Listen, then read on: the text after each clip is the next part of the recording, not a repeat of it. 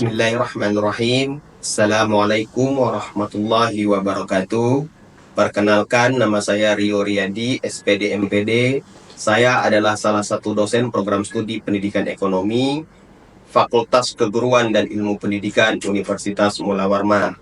Bidang keilmuan saya adalah pendidikan ekonomi dengan spesialisasi mata kuliah belajar pembelajaran. Saya telah meneliti serta menulis buku untuk mengembangkan pengetahuan di bidang ini selama 5 tahun terakhir. Mata kuliah yang saya ajarkan adalah belajar pembelajaran dengan prinsip DIA, Delivery, Interaction, and Assessment. Mata kuliah ini merupakan bagian penting dari kurikulum di program studi pendidikan ekonomi. Mata kuliah ini memiliki bobot 3 SKS dan terdiri dari 16 kali pertemuan selama 1 semester.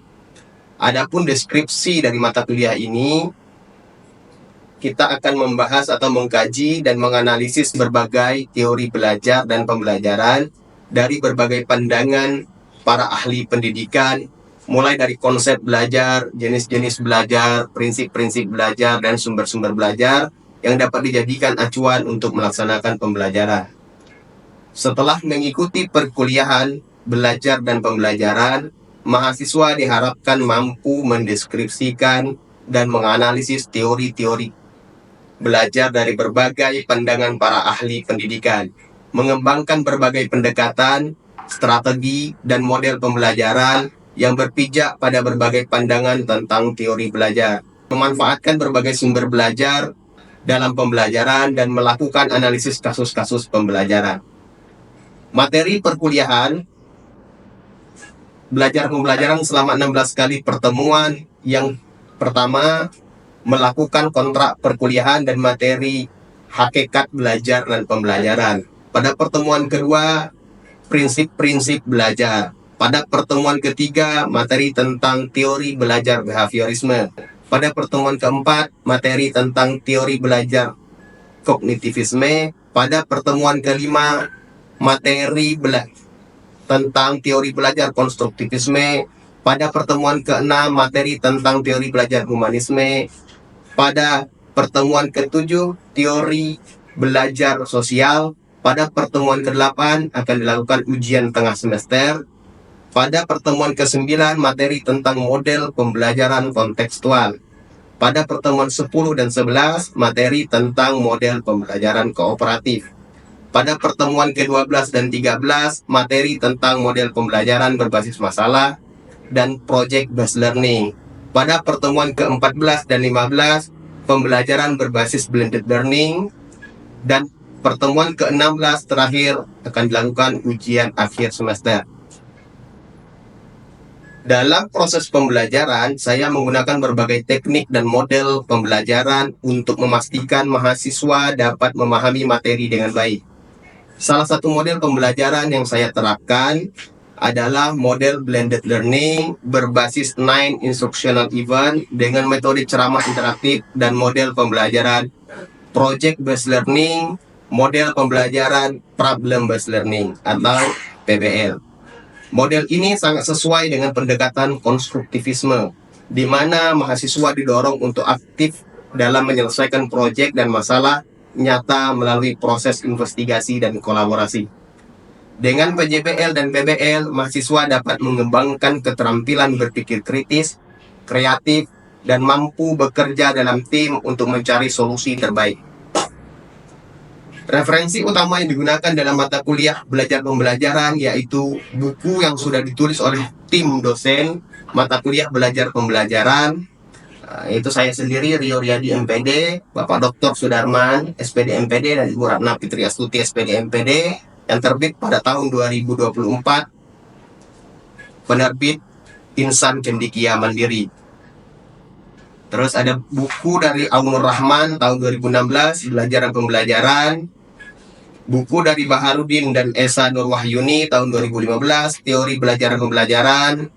Ada dan berbagai buku-buku lain sebanyak 16 referensi utama. Kontrak perkuliahan maka dibolehkan terlambat 15 menit sebelum perkuliahan dimulai dan wajib hadir 80% kehadiran tatap muka, berpakaian rapi dan sopan sesuai ketentuan.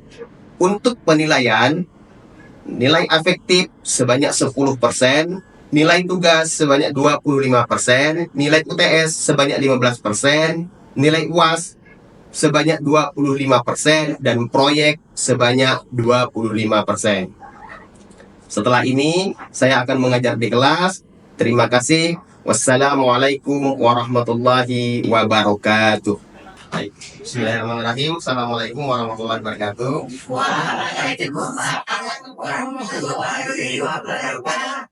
Selamat pagi dan salam sejahtera untuk kita semua.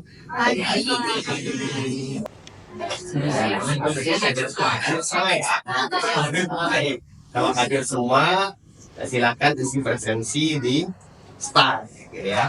Presensi di start. Nanti bisa melakukan presensi di start. Baik. Sebelum kita memulai perkuliahan pada pagi hari ini, marilah kita berdoa terlebih dahulu agar mendapat keberkahan dan kelancaran. Baik, doa akan dipimpin oleh saudara. Ya. Mari kita berdoa sebelum mulai pelajaran, berdoa agama yang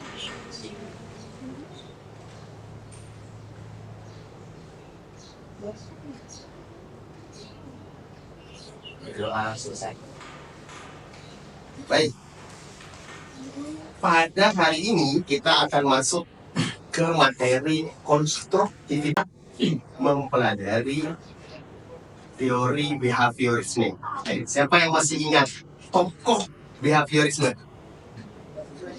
Siapa tokohnya? Kalau untuk tokoh teori behaviorisme Skinner. Oh ya, Skinner. Masih ingat ya? Ada Thorndike, ada Skinner gitu ya, itu teori behaviorisme. Ada Ivan Pavlov. Baik. Konstruktivisme, kita lihat dulu ya apa dengan pembelajaran kita. Nah, yang pembelajaran adalah menjelaskan teori-teori belajar dalam aliran konstruktivisme. Kedua, menjelaskan kritik atas teori konstruktivisme. Yang ketiga, menjelaskan dampak teori konstruktivisme terhadap pembelajaran. Baik, saya akan bertanya, apa itu pembelajaran konstruktivisme?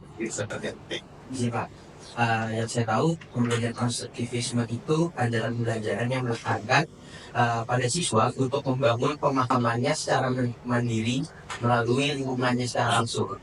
Artinya pembelajaran yang membuat mahasiswa bisa mengkonstruk pemikirannya sendiri, ya, berdasarkan experience, pengalaman apa dari lingkungannya. Baik, kita masuk selanjutnya. Nah, kita lihat teori belajar konstruktivisme. Konstruktivisme didefinisikan sebagai pembelajaran yang bersifat generatif, yaitu tindakan mencipta suatu makna dari apa yang dipelajari.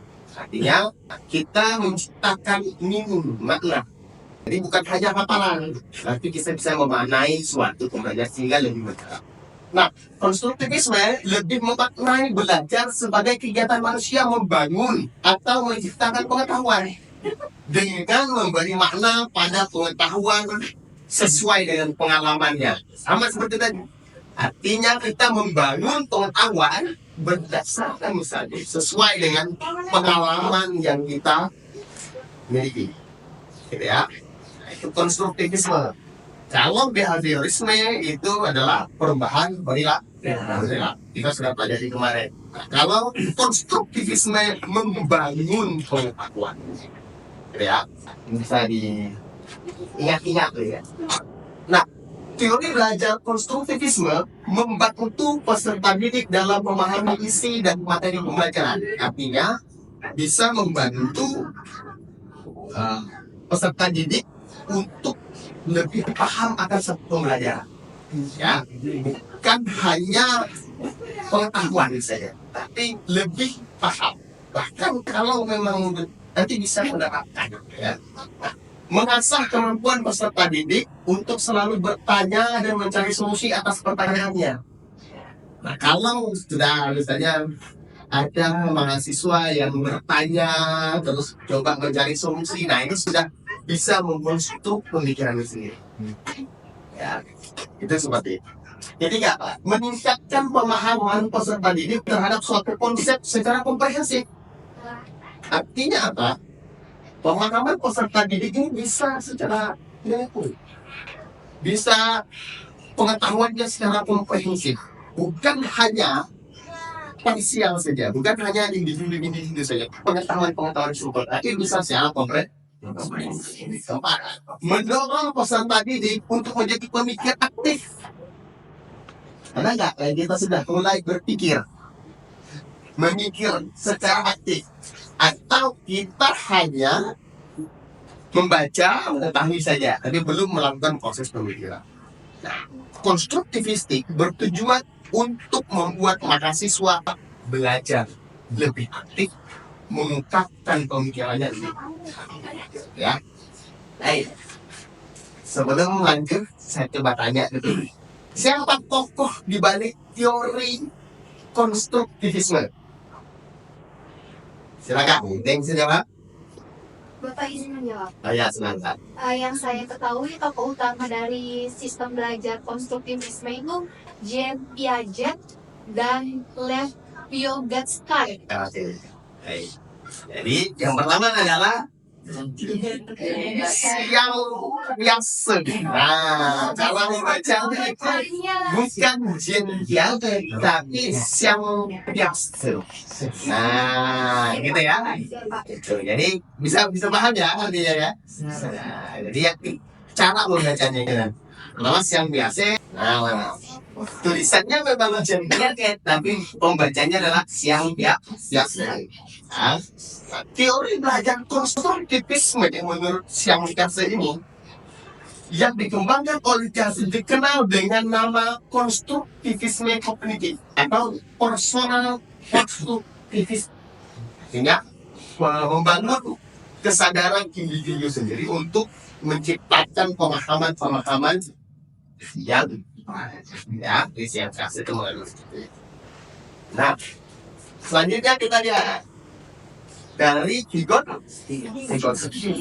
Vygotsky mengatakan bahwa menekankan pada sosiokultural, gitu ya, yang dipengaruhi oleh lingkungan sosial di sekitarnya. Artinya pembelajaran sosiokultural bisa membangun suatu pembelajaran dari pengaruh yang ada di lingkungan sosial, gitu ya.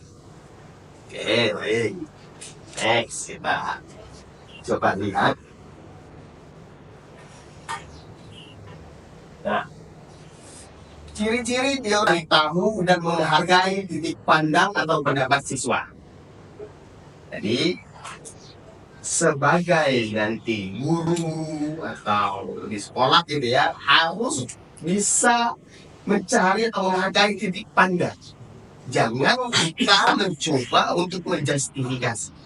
Nah, tugas guru adalah memfasilitasi, inovasi.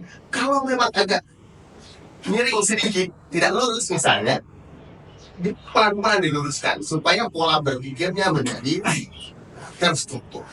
Jadi ya, fokus. Baik. Kedua, pembelajaran dilakukan atas dasar pengetahuan awal siswa. Selanjutnya, menyusun pelajaran yang memperhatikan dugaan siswa. Selanjutnya, menilai hasil pembelajaran dalam konteks pembelajaran sehari-hari. Ya, itu dinilai dalam konteks pembelajaran sehari-hari. Baik proses apa yang bisa diberikan. Nah, siswa lebih aktif dalam proses belajar mereka pada proses mengintegrasikan pengetahuan baru yang diperoleh dengan pengalaman atau pengetahuan lama yang dimiliki. Jadi jangan kita tuh berubah sesuatu yang harus berani bergerak karena dunia ini terus berubah. Perubahan itu suatu jadi mau tidak mau kita harus ikuti. Nah, coba kita mengintegrasikan pengetahuan lama dengan pengetahuan baru.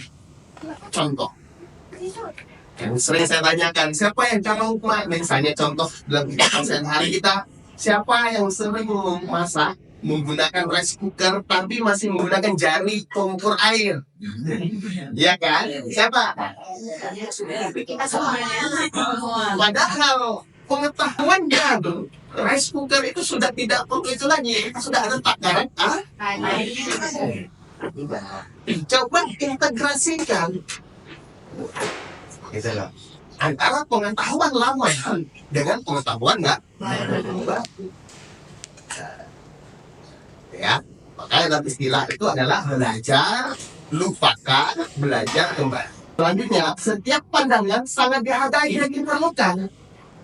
Artinya pandangan dari siswa itu sangat dihargai dan diperlukan.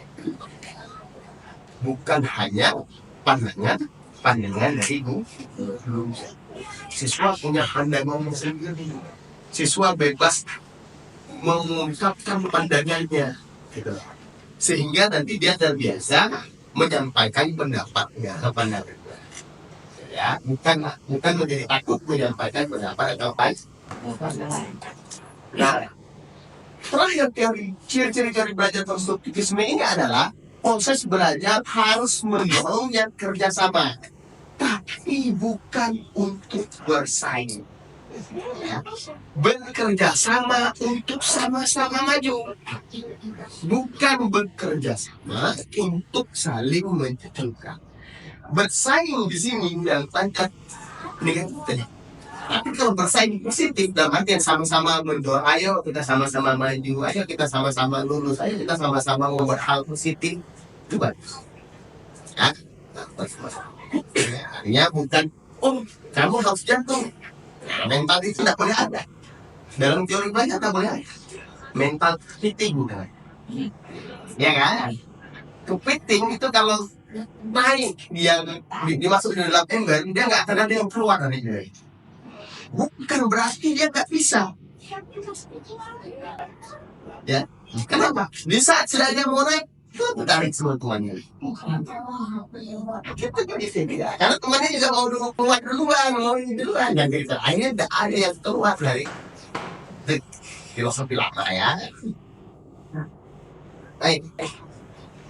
Nah, kita selanjutnya masuk ke dalam prinsip teori belajar konstruktivis. Pertama, pengetahuan dibangun oleh siswa sendiri. Yang membangun pengetahuan itu adalah siswa. Mari kita sudah di behavioristik kognitif kali ini. Yang kedua, pengetahuan tidak dapat dipindahkan dari guru ke murid. Pengetahuan tidak bisa dipindahkan dari guru ke murid. Transfer of knowledge itu memindahkan pengetahuan itu, siswa punya proses sendiri. Saya silakan, saya di depan sini, apakah penerimaannya sama? Padahal yang keluar dari omongan saya sama, tapi penerimaannya tidak sama. Maka murid aktif mengkonstruksi secara terus mengkonstruksi. Guru sekedar membantu menyediakan saran dan situasi. Oh, sarannya seperti ini. Kalau memang dilakukan seperti ini, sarannya seperti ini. Kalau memang dilakukan seperti ini, sarannya seperti ini. Gitu ya. Nah, itu bisa dimaknai oleh siswa. Menghadapi masalah yang relevan dengan siswa, artinya nanti prinsip dan teori ini adalah masalah-masalah yang relevan itu diangkat. Kalau masalah yang relevan itu diangkat, maka kalian bisa menangani masalah itu sendiri. Oh, ini masalahnya ya. Oh ya, ini terjadi di daerah saya. Oh, kalau ini terjadi di daerah saya, bisa saya atasi. Kan kira-kira seperti ini. Nah, terus struktur pembelajaran seputar konsep utama. Artinya, saya hanya menginikan adalah apa konsep utamanya. Nanti silahkan di konstruksi. Kira seperti itu. Terus mencari dan menilai pendapat siswa. Pendapat kalian itu dicari dinilai semuanya. Ya. Menyesuaikan kurikulum untuk menanggapi anggapan siswa. Ya. Kurikulum itu disusun sebenarnya untuk bisa mengakomodasi semua. Nah, baik. Sekarang kita lihat bagaimana peran siswa, ya. Saya bisa bertanya, bagaimana cara siswa dalam pembelajaran dalam pendekatan konstruktivisme? Silakan, ada yang ingin menjawab? Ya silakan. Pertanyaan bagaimana perannya? Bagaimana cara siswa belajar dalam pendekatan konstruktivisme ini? Mungkin dengan cara siswa itu mengeksplorasi langsung, jadi siswa ini tidak menerima informasi secara pasif, jadi itu terlibat siswa itu dengan cara seperti mengajukan pertanyaan, berdiskusi dengan teman maupun guru, dan memecahkan masalah itu sendiri atau kelompok. Bagus, tangan dulu lah. Dengan cara mengeksplorasi langsung, bertanya, berdiskusi gitu ya, bukan hanya duduk diam gitu ya, duduk diam. Jadi seperti itu harus bisa mengeksplorasi apapun. Ya, mengeksplorasi apapun, berarti itu caranya siswa. Nah, kita lihat di sini, kan belajar peran siswa itu belajar aktif. Nah, kalau siswanya nggak bertanya atau ditanya diam saja, atau nggak? Tidak. Niat belajar. Kalau nggak ada niat, ya kan? Makanya ada innamal a'malu binniyat. Semuanya dimulai dari niat. Niat datang ke sini untuk apa? Kan kira-kira gitu ya. Niat datang ke sini untuk apa? Nah, kalau niatnya untuk belajar, maka kemampuan awal tadi kita harus punya kemampuan awal. Dari mana dapatnya? Boleh jadi dari membaca sebelumnya, untuk tahu sebelumnya, membuat makalah, tugas, ya. Baik. Selanjutnya kita lihat contoh, ya. Contoh strategi pembelajaran konstruktivistik. Jadi pembelajaran konstruktivistik ini bisa diterapkan di sekolah-sekolah dengan pembelajaran berbasis inquiry. Nah, apa ini inquiry? Dia mencari langsung, mengeksplor langsung, turun ke lapangan, melihat apa yang menjadi problem di dalam lapangan, menemukan. Yang kedua apa? Pembelajaran berbasis masalah. Masalah apa yang ada? Oh, dicari dulu. Bisa menggunakan pembelajaran berbasis kooperatif. Banyak itu menggunakan model-model pembelajaran kooperatif, gitu ya. Oke. Pembelajaran kooperatif ini punya banyak sekali model-model yang bisa untuk dikerjakan, bisa untuk diterapkan, bisa untuk dibuat, ya. Nah, kita lihat penerapannya. Penerapan teori belajar konstruktivisme di dalam kelas, pertama, mendorong kemandirian dan inisiatif siswa dalam belajar. Dituntut untuk mandiri dalam pembelajaran. Guru mengajukan pertanyaan dan memberikan kesempatan beberapa waktu kepada siswa untuk merespon. Jadi, kita lihat bagaimana hakikat teori belajar konstruktivisme. Ya, dalam menerapkan teori konstruktivisme, ketika belajar dapat menggunakan model pembelajaran yang melibatkan beberapa tahap. Ada beberapa tahap, yaitu kita lihat dulu. Tahap pertama, pengenalan, bahwa pemberian hal-hal konkret dan mudah dengan contoh-contoh sederhana yang dapat dilakukan dalam kehidupan sehari-hari. Ya, yang kedua, nah, pembelajaran kompetensi. Bila peserta didik telah menguasai kompetensi secara benar, guru dapat menilai sejauh mana minat, potensi, dan kebutuhan dalam penguasaan kompetensi dasar. Ya, dalam kompetensi dasar. Nah, itu guru tahu bahwa kompetensi apa yang harus dicapai oleh siswa. Ya, baik. Nah, terus pemulihan, bagaimana pemulihan?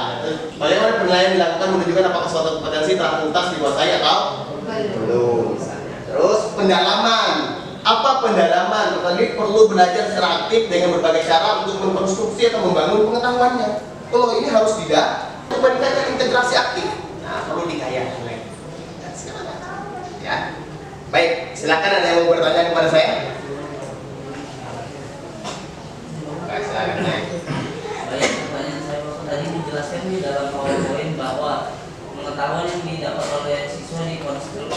oleh siswa itu sendiri. Nah, untuk agar siswa tidak salah kaprah dalam mengkonstruksikan pengetahuan yang ia terima itu, apakah guru perlu untuk membimbing siswa secara terus-menerus atau siswa hanya dibimbing sesekali saja?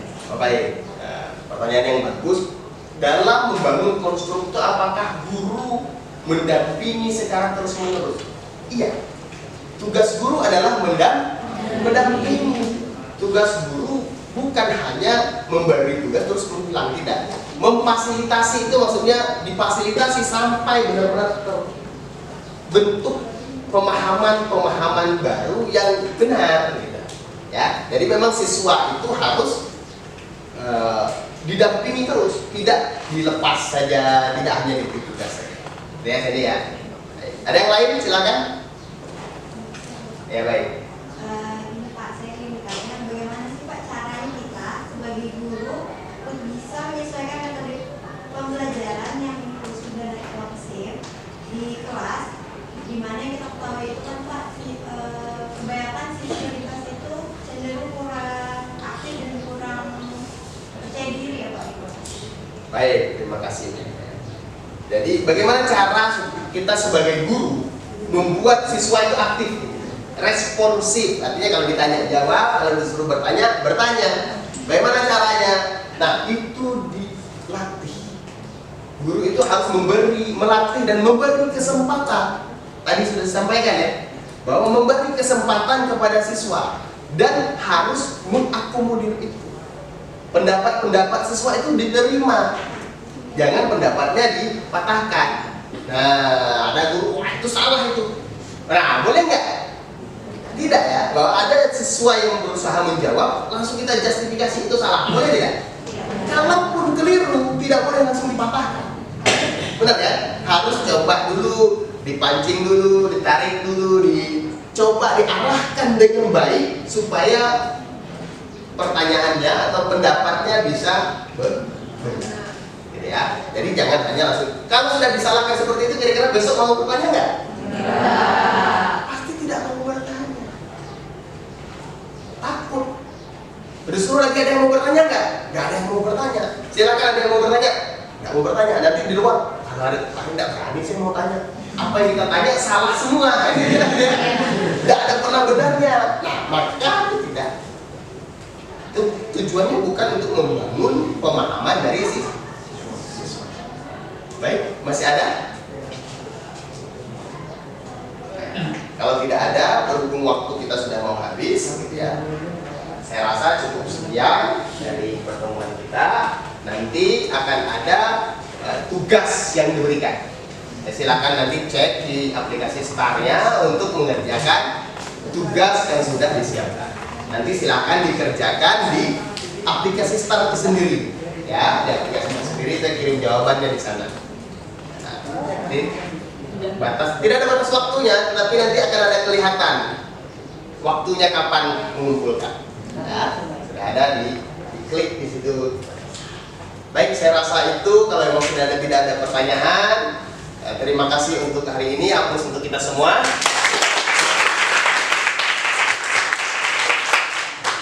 Dapat disimpulkan bahwa pembelajaran konstruktivisme ini adalah bagaimana membuat mahasiswa atau siswa bisa mengkonstruk pemikirannya sendiri, ya, pemikirannya sendiri. Jadi saya rasa cukup. Lebih dan kurang saya mohon maaf. Saya akhiri. Wallahul muwaffiq ila aqwamit thariq. Wassalamualaikum warahmatullahi wabarakatuh. Waalaikumsalam warahmatullahi wabarakatuh. Sampai jumpa di pertemuan selanjutnya. Ya.